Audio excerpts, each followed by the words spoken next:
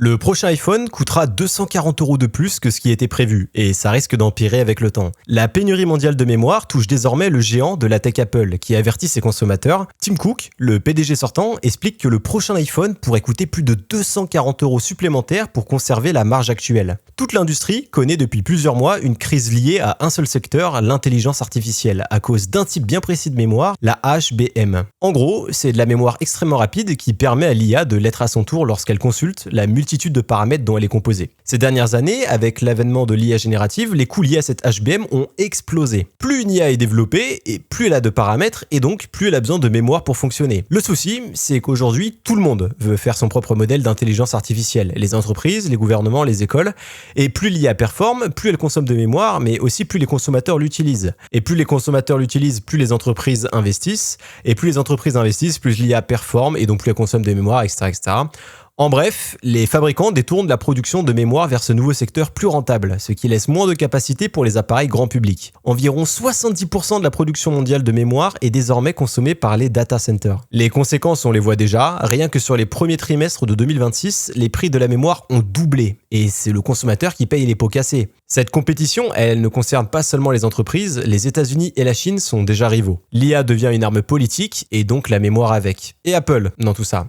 Depuis longtemps, Apple, Google, Microsoft vendaient tous des choses bien spécifiques, des téléphones, de la publicité, des logiciels, mais avec l'IA, la nouvelle richesse en vogue, c'est la puissance de calcul et la mémoire qui permettent d'entraîner des modèles de plus en plus intelligents. Et là-dessus, Apple est mal placé. Le marché est contrôlé à 95% par trois secteurs, Micron, Samsung et SK Hynix. Les deux derniers ont signé un contrat avec OpenAI, le papa de ChatGPT, en redirigeant 40% de la production mondiale chez eux. Et si Apple ne tire la sonnette d'alarme que maintenant, c'est parce que, mine de rien, ils s'y sont pris à l'avance, en prévoyant leur approvisionnement jusqu'en début 2026. Raison pour laquelle les prix vont augmenter en conséquence, ce qui n'est d'ailleurs pas la seule métrique qui change. La tendance observée ailleurs dans l'industrie, c'est aussi une réduction discrète des caractéristiques techniques. Au lieu de passer à 16 Go de RAM, les smartphones haut de gamme resteront à 12. Et des exemples comme ça, il y en a plein. Et on pourrait se dire qu'il suffit de construire plus d'usines, et en théorie, c'est vrai, ça réglerait tous les soucis. Sauf qu'une usine qui produit de la HBM, ça coûte des milliards de dollars. Et surtout, ça n'entre en activité que 4 à 5 ans après le lancement du chantier. Évidemment, ça ne touche pas que les téléphones.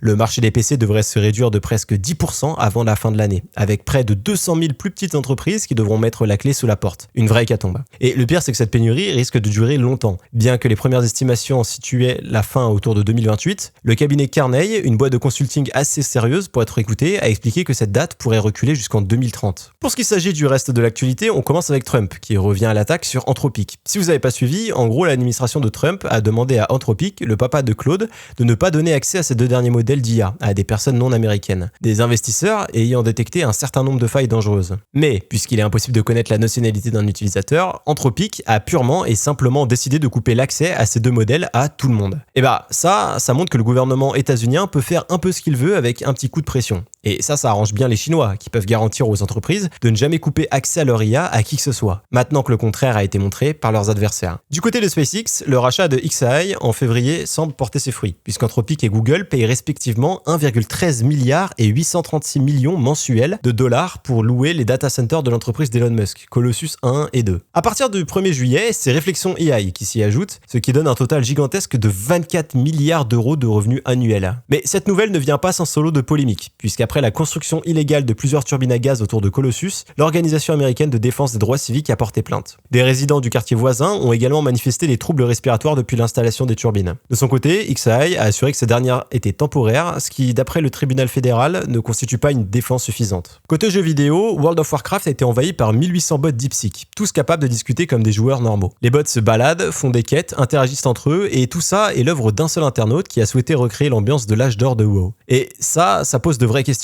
Si j'étais taquin, je vous parlerais de la Dead Internet Theory, mais c'est presque devenu une réalité. En effet, depuis juin 2026, il y a plus de bots que d'utilisateurs humains sur Internet. Ça montre aussi un certain nombre de choses, comme la progression en termes de coûts liés à l'IA. Il y a encore quelques mois, faire tourner 1800 bots en même temps aurait coûté une fortune, alors que cet utilisateur n'a payé que 43 €. L'intelligence artificielle est de plus en plus accessible à n'importe qui. Et bien que ça apporte son lot d'avantages, tout n'est pas rose pour autant. Alors oui, ça permet de démocratiser la chose et de ne pas la réserver aux grandes entreprises, tout en accélérant l'innovation, puisque les utilisateurs sont les premiers bêta-testeurs. Mais ça peut aussi servir de plus sombre dessin. La désinformation peut gagner du terrain. On sait très bien que plus on voit une information sur Internet, plus on a tendance à la croire, et les arnaques en ligne ont également de beaux jours devant eux, pour les mêmes raisons. Les réactions à ces expériences grandeur nature sont diverses, certains déplorent le fait que même les joueurs se fassent remplacer par l'IA, d'autres affirment que profiter du jeu sans comportement toxique ou joueur faillible présente selon davantage. Est-ce que vous avez vu le film Backroom? Parce que récemment, A24, son studio de production, et Google DeepMind ont annoncé leur collaboration. Google DeepMind, c'est la branche de Google dédiée à la recherche sur l'intelligence artificielle. Et vous savez ce que cette collab veut dire? De l'IA au cinéma. Bien sûr, c'est pas brandé comme ça. Google parle d'un partenariat de recherche inédit, dont le but est d'aider les artistes à développer de nouveaux workflows et de nouvelles techniques, afin que les outils de demain soient façonnés par ceux qui les utiliseront. L'utilisation de l'IA n'est pas cachée, mais pour autant elle n'est pas mentionnée. On parle d'intégrer les innovations de Google DeepMind au cœur du processus créatif, de contribuer à façonner de nouvelles technologies au service de la vision du cinéaste et d'élargir les possibilités narratives. En plus de ce partenariat, DeepMind a investi 75 millions dans A24, de quoi augmenter le budget de recherche et développement. Cependant, ici Google DeepMind n'insiste pas sur le fait de faire des films plus vite et moins chers grâce à l'IA, comme la plupart des autres acteurs du secteur. Les signataires du deal expliquent vouloir préserver le contrôle créatif des cinéastes tout en récompensant la prise de risque de l'utilisation de l'IA. En plus de ça, le partenariat ne donne pas à Google DeepMind un accès au contenu d'A24, ce qui est un coup assez malin. Il garde une image clean en expliquant que les cinéastes restent au centre et pour A24, c'est juste de l'argent en plus. Du côté d'Oracle, l'entreprise américaine de gestion de bases de données, le grand remplacement est en marche. 21 000 emplois ont été supprimés pour être remplacés par des intelligences artificielles sur la dernière année. Ça représente près de 13% des effectifs qui s'élèvent désormais à 141 000 employés à temps plein, contre 162 000 un an plus tôt. Oracle a directement reconnu que l'adoption et le déploiement des technologies d'IA dans ses opérations ont entraîné et pourraient continuer d'entraîner des réductions d'effectifs. C'est inhabituellement franc par rapport au langage très corporate habituel où les entreprises essayent un peu de se cacher derrière des coupes budgétaires et autres excuses. Côté finance, l'entreprise a dépensé 1,8 milliard de dollars en coûts de restructuration contre 374 millions l'année précédente, notamment dû à tous ces licenciements dont les tâches doivent à nouveau être réparties. Oracle avait déjà annoncé en mars des coupes massives face à la pression des investisseurs liée à l'endettement nécessaire au financement de ses infrastructures IA, après avoir prévu en janvier de lever 50 milliards de dollars. En termes de patrimoine pur, on a perdu 23,7 milliards de dollars, tandis que les dépenses d'investissement ont bondi de 162% pour atteindre 55,7 milliards de dollars, soit un risque assez considérable. Oracle rejoint Meta, Google, Microsoft et Amazon, dont les plans d'investissement combinés pourraient atteindre 700 milliards de dollars pour alimenter leur data center IA. Meta a notamment licencié 8000 personnes, soit 10% de ses effectifs en mai, son PDG évoquant un climat où rien n'est acquis à l'ère de l'IA. L'action Oracle a reculé d'environ 1% mardi et perd plus de 10% depuis le début de l'année. À voir par la suite si ces décisions leur donneront raison. Si vous avez déjà cherché un logement, il est très probable qu'on vous ait donné accès à une maquette 3D de l'appartement ou de la maison. C'est plus court et plus pratique qu'une visite, ça permet de se faire une idée rapide de ce qui nous intéresse ou non. C'est aussi ce qu'on a donné à Joyce, une jeune New-Yorkaise qui cherchait son premier appartement. Elle tombe alors sur une annonce qui lui plaît, intérieur spacieux et lumineux, cuisine toute rénovée et même une cheminée. Par précaution, elle décide d'aller visiter et elle a bien fait, parce que c'est la douche froide. L'appart est bien plus petit que sur la maquette 3D,